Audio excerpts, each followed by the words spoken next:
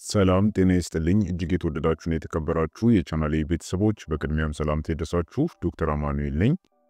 በዛሬው የጤና ትምህርታችን የደም ካንሰር በሽታን ወይም ደግሞ ሊውኪሚያ ስለተባለው በሽታ እንመለከታለን። የደም ካንሰር በሽታ በምን ይከሰታል? ምልክቶቹ ምንድናቸው? እንዲሁም ደግሞ ሕክምናው ምን ይመስላል የሚለውን በዚህ የጤና ትምህርታችን ላይ በሰፊው የምንማማርበት ይሆናል። ይህ የጤና ቪዲዮ ጠቃሚና እንዲሁም አስተማሪ ስለሆነ ቪዲዮውን እስከ መጨረሻው እንድታዩትና እንዲሁም ሼርም በማድረግ እንድትጀምሩት በትህትና እየጠየቅኩኝ ወደ ፕሮግራሜ ማልፍ ይሆናል። መልካም ቆይታ ይሁንላችሁ። ሊውኪሚያ የደም ካንሰር ሲሆን ያልተለመዱ የደም ሴሎች በፍጥነት ማደግ ነው። ይህም ከቁጥጥር ውጪ የሆነ እድገት በአብዛኛው የሰውነታችን ደም በሚመረትበት የአጥንት መቅኔ ውስጥ ይከሰታል። የሊውኪሚያ ሴሎች በአብዛኛው በማደግ ላይ ያሉ ነጭ የደም ሴሎች ናቸው። ከሌሎች ካንሰሮች በተለየ የደም ካንሰር በአጠቃላይ በኤክስሬ ወይም ደግሞ በሲቲ ስካን ባሉ የምስል ምርመራዎች ላይ የሚታይ እጢ አይፈጥርም። ብዙ አይነት የሊውኪሚያ ወይም ደግሞ የደም ካንሰር አይነቶች አሉ። አንዳንዶቹ በልጆች ላይ በብዛት የሚታዩ ሲሆን ሌሎቹ ደግሞ በአዋቂዎች ላይ በብዛት ይታያሉ። ሕክምናው በደም ካንሰሩ አይነትና በሌሎች ሁኔታዎች ላይ የተመሰረተ ነው። የደም ካንሰር እንዴት ይፈጠራል የሚለውን ስንመለከት የደም ካንሰር የሚጀምረው በአጥንት መቅኔ ውስጥ ነው። የአጥንት መቅኔ በአጥንቶች ውስጣዊ ክፍተት ውስጥ የሚገኝ ለስላሳ ስፖንጃማ የሆነ ቲሹ ሲሆን የሰውነት የደም ሴሎች የሚመረቱበት ነው። የደም ሴሎች ሙሉ በሙሉ ከማደጋቸው በፊት ብዙ ደረጃዎችን ያልፋሉ። የደም ሴሎች በመደበኛነት ሲያድጉ ማይሎይድ ሴሎች ወደ ቀይ የደም ሴሎች፣ ፕላቴቶችና የተወሰኑ አይነት ነጭ የደም ሴሎች ያድጋሉ። ሊምፎይድ ሴሎች ደግሞ ወደ ተወሰነ ነጭ የደም ሴሎች ማለትም ሊምፎሳይቶችና ናቹራል ኪለር ሴሎች ያድጋሉ። ይሁን እንጂ ሊውኪሚያ ወይም ደግሞ የደም ካንሰር ካለባችሁ በማደግ ላይ ካሉት የደም ሴሎች አንዱ ከቁጥጥር ውጪ በሆነ ሁኔታ መባዛት ይጀምራል። እነዚህ ያልተለመዱ ሴሎች የሊውኪሚያ ሴሎች የሚባሉት በአጥንት መቅኔ ውስጥ ያለው ቦታ መውረድ ይጀምራሉ። ጤናማ ቀይ የደም ሴሎች ነጭ የደም ሴሎችና ፕላቴቶች ለመሆን እየሞከሩ ያሉትን ሴሎችንም የሚያጠፉና እንዲሁም ደግሞ የሚጨቁኑ ይሆናሉ ማለት ነው። በዋነኛነት አራት አይነት ዋና ዋና የደም ካንሰር አይነቶች አሉ። የደም ካንሰር በሽታው ምን ያህል በፍጥነት እንደሚባባስና ከሚፈጠርበትም ሴሎች በመነሳት በአራት ይመደባል። በበሽታው ፍጥነት ስናየው ሁለት ናቸው። እነዚህም አጣዳፊ የደም ካንሰር ማለትም አኪዩት ሊውኪሚያ እና ስር የሰደደ የደም ካንሰር ወይም ደግሞ ክሮኒክ ሊውኪሚያ ናቸው። አጣዳፊ የደም ካንሰር ምንለው የደም ካንሰር ሴሎች በፍጥነት ይባዛሉ እናም በሽታው በፍጥነት የሚያድግ ነው። አጣዳፊ የደም ካንሰር ካለባችሁ የደም ካንሰር ሴሎች ከተፈጠሩ በሳምንታት ውስጥ ህመሙ ይጀምራቸዋል። አጣዳፊ የደም ካንሰር ለህይወት አስጊ ሲሆን ወዲያውኑ ህክምና ያስፈልገዋል። አጣዳፊ የደም ካንሰር በልጆች ላይ በብዛት የሚከሰት የካንሰር አይነት ነው። ሁለተኛው ደግሞ ስር የሰደደ የምንለው የደም ካንሰር ነው። ብዙውን ጊዜ እነዚህ የደም ካንሰር ሴሎች እንደ ያደጉና እንዲሁም ደግሞ ያላደጉ የደም ሴሎች ሆነው ይሰራሉ። በሽታው ከአጣዳፊ የደም ካንሰር ጋር ሲነጻጸር በአብዛኛው ቀስ በቀስ እየተባባሰና እየጠነከረ የሚሄድ ነው። ስር የሰደደ የደም ካንሰር ካለባችሁ ለዓመታት የሚታዩ ምልክቶች ላይኖሩ ይችላሉ። ስር የሰደደ የደም ካንሰር ከልጆች ይልቅ በብዛት በአዋቂዎች ላይ የሚከሰት ነው። ሁለተኛው ምድብ ደግሞ በሚፈጠርበት የሴል አይነት ላይ በመመስረት ነው። ይህም ሁለት ናቸው። ማይሎጂኒየስ የሚባልና እንዲሁም ደግሞ ሊምፎሳይቲክ የሚባሉ የደም ካንሰር አይነቶች ናቸው። ማይሎጂኒየስ የምንለው ወይም ደግሞ የማይሎይድ የደም ካንሰር የምንለው ይሄኛው ካንሰር ከማይሎይድ ሴሎች የሚያድግ ካንሰር ነው። ጤናማ ማይሎይድ ሴሎች ወደ ቀይ የደም ሴሎች፣ ነጭ የደም ሴሎችና ፕላቴቶች የሚፈጠሩ ወይም ደግሞ የሚያድጉ ናቸው። ሁለተኛው ምድብ ደግሞ ሊምፎሳይቲክ የምንለው የደም ካንሰር አይነት ነው። ይህ ካንሰር ደግሞ ከሊምፎይድ ሴሎች የሚያድገው የካንሰር አይነት ነው። ጤናማ ሊምፎይድ ሴሎች የሰውነት በሽታ የመከላከል ስርዓት ወይም ደግሞ ኢሚዩን ሲስተም ወሳኝ አካል የሆኑ ነጭ የደም ሴሎች ያድጋሉ ማለት ነው። ከነዚህ የሚነሳው የካንሰር አይነት ደግሞ ሊምፎሳይቲክ ሊውኪሚያ ወይም ደግሞ የሊምፎሳይቲክ የደም ካንሰር እንለዋለን ማለት ነው። አሁን በመቀጠል ደግሞ የደም ካንሰር ምልክቶችን እንመለከታለን። ምልክቶቹ በአንድ በኩል በደም ካንሰሩ አይነት ላይ ይመረኮዛሉ። ለምሳሌ ስር የሰደደ የደም ካንሰር ካለባችሁ በመጀመሪያ ደረጃዎች ላይ የሚታዩ ምልክቶች ላይኖሩ ይችላሉ፣ ቀደም እንዳለው ማለት ነው። ነገር ግን የደም ካንሰር የተለመዱ ምልክቶች የምንላቸው ድካም፣ ትኩሳት ወይም ደግሞ ሌሊት ማላብ፣ በተደጋጋሚ በኢንፌክሽኖች መጠቃት፣ የትንፋሽ ማጠር፣ የቆዳ መገርጣት፣ ያልታሰበ የክብደት መቀነስ፣ የአጥንት ወይም የመገጣጠሚያ ህመም፣ በግራ የጎድን አጥንቶች ስር ህመም ወይም ደግሞ የውጋት ስሜት መሰማት፣ በአንገት በብብት ወይም በሆድ አካባቢ የሊምፍ ኖዶች እብጠት መኖር፣ የጣፊያና የጉበት እብጠት፣ በቀላሉ መቁሰል፣ የቆዳ መበለዝና የደም መፍሰስ በተለይ የአፍንጫ ደም መፍሰስ፣ የድድ መድማት፣ በቆዳ ላይ እንደ ትናንሽ ቀይ ነጠብጣቦች የሚመስል ሽፍታዎች መታየት፣ እነዚህ የደም ካንሰር አጠቃላይ ምልክቶች ናቸው ማለት ነው። የደም ካንሰር የሚከሰትበትን ምክንያት ወይም ደግሞ መንስኤውን ስንመለከት የደም ካንሰር የሚጀምረው በአጥንት መቅኒ ውስጥ ባለ አንድ ነጠላ ህዋስ ዲኤንኤ ሲቀየር ወይም ደግሞ ሙቴት ሲያደርግ ነው። ዲኤንኤ አንድ ሴል መቼ ማደግ እንዳለበት፣ እንዴት እንደሚዳብርና መቼም እንደሚሞት የሚነግር መመሪያ ኮድ ነው። በሙቴሽን ወይም ደግሞ በኮድ ስህተት ምክንያት የደም ካንሰር ሴሎች መባዛታቸውን ይቀጥላሉ። ከመጀመሪያው ከተለወጠው ሴል የሚመጡ ሁሉም ሴሎች እንዲሁ የተቀየረ ዲኤንኤን ይይዛሉ ማለት ነው።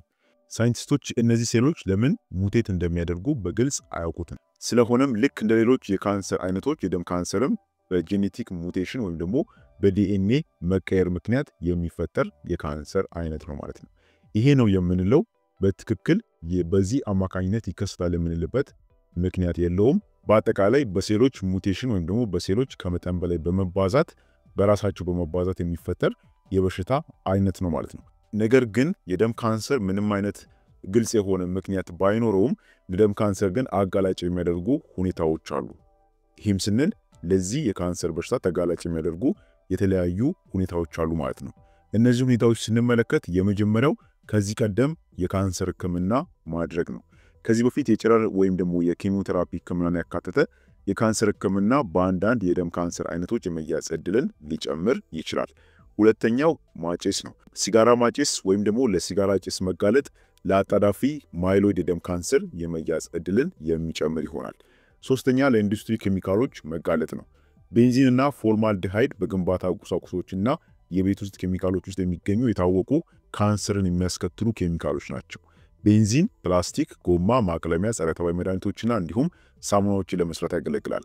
ፎርማልዲሃይድ ደግሞ በግንባታ ቁሳቁሶችና እንደ ሳሙና፣ ሻምፖ እናም የጽዳት ምርቶች ባሉ የቤት ውስጥ ምርቶች ውስጥ ያገለግላል ማለት ነው። ስለዚህ በዋነኛነት ለነዚህ ሁለት ኬሚካሎች መጋለጥ ለዚህ የካንሰር በሽታ ተጋላጭ ያደርጋል ማለት ነው። በአራተኛ የተወሰኑ የጄኔቲክ በሽታዎች ካሉ ነው። በዘር የሚተላለፍ ወይም ደግሞ የአፈጣጠር ወይም የጄኔቲክ ችግር ካለ ለምሳሌ እንደ ኒውሮፋይብሮማይቶሲስ፣ ክላይንፊልተር ሲንድረም እንዲሁም ደግሞ እንደ ዳውን ሲንድረም ያሉ የጄኔቲክ በሽታዎች ካሉ የደም ካንሰር ተጋላጭነትን የሚጨምር ይሆናል፣ በተለይ ደግሞ በህፃናት ላይ ማለት ነው። አምስተኛው በቤተሰብ ውስጥ የደም ካንሰር ካለ ነው። ጥናቶች እንደሚያመለክቱት አንዳንድ የሉኪሚያ አይነቶች ማለትም አንዳንድ የደም ካንሰር አይነቶች በቤተሰብ ውስጥ ሊተላለፉ ይችላሉ። በአብዛኞቹ ሁኔታዎች ግን አንዱ የቤተሰብ አባል ወይም ደግሞ ከዘመድ የደም ካንሰር አለበት ማለት እናንተ ወይም ደግሞ ሌላ የቤተሰብ አባል የደም ካንሰር ትያዛላችሁ ወይም ደግሞ ይኖርባችኋል ማለት አይደለም። እናንተ ወይም ደግሞ የቤተሰብ አባል የጄኔቲክ ችግር ካለባችሁ ለሐኪም ልታሳውቁ ይገባል። ተጋላጭነታችሁን ለመቀነስ ሲባል ለምን በቤተሰብ የመተላለፍ እድል ሊኖረው ስለሚችል ተጋላጭ ስለሚያደርጋችሁ ቀድማችሁኑ ምርመራውን እንዲሁም ደግሞ ህክምናውን ማድረግ ይጠበቅባችኋል ማለት ነው፣ ተጋላጭነታችሁ ያለባችሁ ሰዎች። በመጨረሻም የደም ካንሰር ህክምናውን እንመለከትና ይህን ቪዲዮ የምናበቃ ይሆናል ማለት ነው። የደም ካንሰር ህክምና እንደ ደም ካንሰር አይነቱ እድሜያችሁ እናም ደግሞ እንደ አጠቃላይ የጤና ሁኔታችሁ እንዲሁም ካንሰሩ ወደ ሌሎች የአካል ክፍሎች ወይም ደግሞ ህብረ ህዋሳት ተዛመተ ወይስ አልተዛመተም በሚለው ላይ የሚወሰን ይሆናል ማለት ነው። ህክምናው ልክ እንደ ሌሎች የካንሰር በሽታዎች ሁሉ ተመሳሳይ ነው። ይህም ስንል የተለመዱ የካንሰር ህክምናዎች አሉ። የመጀመሪያው ኬሞቴራፒ የምንለው ህክምና ነው። ኬሞቴራፒ በጣም የተለመደው የካንሰር ህክምና ነው። የደም ካንሰር ሴሎችን ለመግደል ወይም ደግሞ እንዳይባዙ ኬሚካሎችን መጠቀምን ያካትታል። በህክምና ወቅት ኬሚካሎቹን ወይም ደግሞ መድኃኒቱን እንደ ኪኒን በደም ስር ውስጥ በመርፌ ልትወስዱ ትችላላችሁ ማለት ነው። ሁለተኛው ኢሚኖቴራፒ ነው። ይህ ማለት ባዮሎጂካላዊ የሆነ ህክምና ነው። ይህም ስንል ይሄ ህክምና ሰውነታችሁ የደም ካንሰርን እንዲዋጋ የሰውነት በሽታ የመከላከል ስርዓትን ለማጠናከር የተወሰኑ መድኃኒቶችን የመጠቀም ህክምና ነው ማለት ነው። ኢሚኖቴራፒ በሽታ የመከላከል ስርዓት የካንሰር ሴሎችን እንዲያውቅና የእነሱ ለመዋጋት ብዙ የበሽታ መከላከል ሴሎችን እንዲያመነጭ ይረዳል ማለት ነው። ሌላኛው ታርጌትድ ቴራፒ የምንለው ነው። ይህም ህክምና የደም ካንሰር ሴሎች መደበኛ የደም ሴሎችን እንዲቆጣጠሩ የሚያደርጉ የተወሰኑ ክፍሎችን ማለትም እንደ ፕሮቲን ወይም ደግሞ ጂን ለማጥቃት መድኃኒቶችን የመጠቀም ህክምና ነው። ታርጌትድ ቴራፒ የደም ካንሰር ሴሎች እንዳይባዙ ሊከላከል፣ የሴሎቹን የደም አቅርቦት ሊያቋርጥ ወይም ደግሞ በቀጥታ ሊገድላቸውም ይችላል። ይህ ህክምና ጤናማ ሴሎችን የመጉዳት እድሉ አነስተኛ ነው። ሌላው የጨረር ህክምና ነው። ይህም ህክምና የደም ካንሰር ሴሎችን ለመግደል ወይም እድገታቸውን ለማስቆም ኃይለኛ የሆነ የኃይል ጨረሮችን ወይም ደግሞ ኤክስሬይን ይጠቀማል። በህክምና ወቅት ማሽኑ የካንሰር ሴሎች ባሉበት ትክክለኛ የሰውነት ቦታዎች ላይ ጨረር ይለቃል ወይም ደግሞ ጨረሩን በጠቅላላው ሰውነት ላይ የሚለቅ ይሆናል። ይህም አንዱ የካንሰር ህክምና ነው። ሌላው ደግሞ ስቴም ሴል ወይም ደግሞ የአጥንት መቅኔ ንቅለ ተከላ የምንለው ነው። ይህ ህክምና በኬሞቴራፒ እናም በጨረር ህክምና የተገደሉትን የካንሰር ደም አመንጪ ሴሎችን በአዲስና ጤናማ የደም ሴል አመንጪ ሴሎች መተካት ነው። እነዚህን ጤናማ ሴሎች ከኬሞና እንዲሁም ደግሞ ራዲዬሽን በፊት ከደም ወይም ከአጥንት መቅኔ ሊወሰዱ ይችላሉ ወይም ደግሞ ከለጋሽም ሊመጡ ይችላሉ። ጤናማዎቹ አዳዲስ ሴሎች ይባዛሉ። አዲስ የአጥንት መቅኔና ሰውነት የሚያስፈልጉትን ቀይ የደም ሴሎች፣ ነጭ የደም ሴሎች እናም ፕላቴቶች የሚፈጥሩ የደም ሴሎችን ይፈጥራሉ ማለት ነው። ስለዚህ ይሄ እንዳጠቃላይ የአጥንት መቅኔ ንቅለ ተከላ የምንለው የህክምና አይነት ነው። ስለሆነም እንዳጠቃላይ የደም ካንሰር እነዚህን መሰል ህክምናዎች የሚደረጉ ይሆናል ማለት ነው። እንግዲህ ስለ ደም ካንሰር ሲነሳ ትልቁ የመትረፍ እድሉ ምን ያህል ነው የሚለው ነው። የደም ካንሰር በሽታ የሚድን በሽታ አይደለም። ነገር ግን ይሄ ማለት አንዳንድ ሰዎች ለረጅም ጊዜ መኖር አይችሉም ማለት አይደለም። የመዳን እድሉ በካንሰሩ ባለበት ደረጃና በህክምናው ይወሰናል። ቀድማችሁኑ ማለትም የከፋ ደረጃ ካልደረሰ ህክምናውን ከጀመራችሁ የመዳን እድል ሊኖረው ወይም ደግሞ የማገገም እድል ሊኖረው ይችላል። ከደም ካንሰር መዳን ማለት ካንሰሩ ሄዷል፣ ተመልሶ አይመጣም፣ እናም ተጨማሪ ህክምና አያስፈልገውም ማለት ነው። ነገር ግን ይሄ በደም ካንሰር ላይ ይሰራል የሚለውን በእርግጠኝነት ለማወቅና በእርግጠኝነትም ለመተንበይ አስቸጋሪ ነው። በሌላ በኩል የረጅም ጊዜ ማገገም ማለት ህክምና ቢደረግም ባይደረግም የካንሰር ምልክት የለም ማለት ነው። ማገገሙ ከጥቂት ሳምንታት እስከ ብዙ ዓመታት ሊቆይ ይችላል። የደም ካንሰሩ በጭራሽ ላይ መለስም ይችላል። ከተመለሰ የተሻሉና እንዲሁም ደግሞ አዳዲስ ህክምናዎችን ማግኘት የሚመከር ነው ማለት ነው። ስለሆነም ክቡራን ቤተሰቦች ለዛሬ ነበረን የጤና ትምህርት የሚመስል ነበር። አይሆፕ ጠቃሚና አስተማሪ ቪዲዮ እንደሆነ ግምቴ ነው። ሌሎችም ሊማሩበት ስለሚገባ ሌሎችም ሊያውቁት ስለሚገባ ቪዲዮን ሼር አድርጉላቸው። ለዛሬ በዚህ ብቃን። በቀጣይ አስተማሪ የጤና ትምህርት እስክንገናኝ ቸር ሰንብቱ።